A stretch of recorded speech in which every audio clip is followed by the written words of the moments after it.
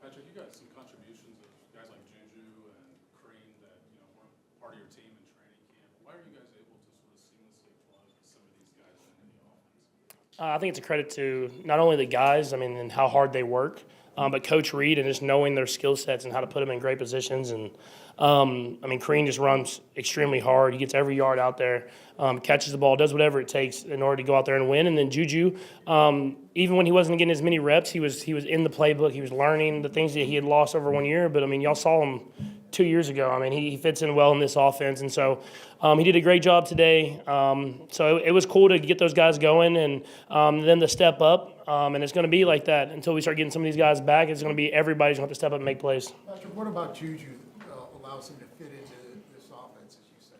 Yeah, I think he has I'm not going to, Trav is kind of one of a kind, but he has a good feel for the entire concept of the play, and so he knows how to get into the open spots.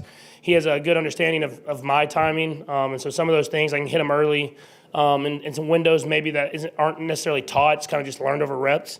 But I think he did a good job today of just doing that, finding those windows, beating man when they played man, and then zone, finding the windows to get big catches. Patrick, what was your view on Travis' lateral, how that unfolded?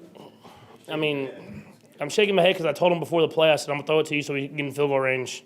And he underhand shoveled it across the entire field. So, it's like I'm talking to, Sterling. So, that's Travis, man. He's a special player, and as long as he does it and it works, man, no one's going to say anything. And one of the things tonight, just sort of about the vibe, obviously you're locked in on the game itself, but were you cognizant in some way of how the fans were responding? 100%. I was trying not to be. I really wanted to focus on the game and then look after and maybe get a scoreboard kind of shot of it, and they gave us a couple of those, but you could feel that stuff was going good. And there was kind of a lull there, I think, towards the end of the game. And I was like, they're not showing it, the score. The Yankees came back. But no, the Royals picked it up and got the win. And it was extremely exciting to see that the fan base, because obviously we know that the fans at Arrowhead are going to be loud and ruckus and be really into the game. But I haven't got to experience that stadium in Kauffman, sold out playoffs and that stuff, and so it was cool to see that kind of combine. Will you go Wednesday? That's the plan. It's bye week, so Brittany's vacation and me getting to the Royals game will feud for sure. What does it say about your team then, through all these injuries, you've just found ways to win every single game so far and entering the bye? We've won different ways. At the end of the day, our defense is playing their tail off, and I think people are starting to come to realize that even more. And so even when we're getting these field goals, they're keeping us in these games. Obviously, offensively, we had a better day today, a lot of yards. Now it's about finding ways to finish with touchdowns in the red zone, so we can make these leads bigger, faster, and then we can really let Spags be Spags. And I think if we can do that, we'll continue to get better and better as the year goes on. You joked about vacation in the Royals, and how will you spend the next 6 days between relaxation and just getting ready for the second half, so to speak? It's not going to be a lot of relaxation. It's going to be, one, I'm going to work on my own stuff. I have stuff I need to work out, and then I'll be home with my kids, so that's going to be a lot of running around in itself. And then hopefully get to go to at least one of the Royals games during this bye week. So it's going to be a lot of fun. We're not going anywhere exotic or crazy, but it'll be good to kind of get some family time. Patrick, you got to see some old friends on the defense there. I'm guessing you probably didn't have Colin Saunders getting an interception on the bingo card. He was pretty chirpy out there, it looked like, throughout the game. Did he come up to you afterwards and say anything? Yeah, we talked. He's I said if it had to be one person, the fact that it was Colin was probably the best person in the NFL that could have got an interception off me. It's just such a good guy, man. One of the best teammates I've ever had. Truly is. Just smile on his face every single day.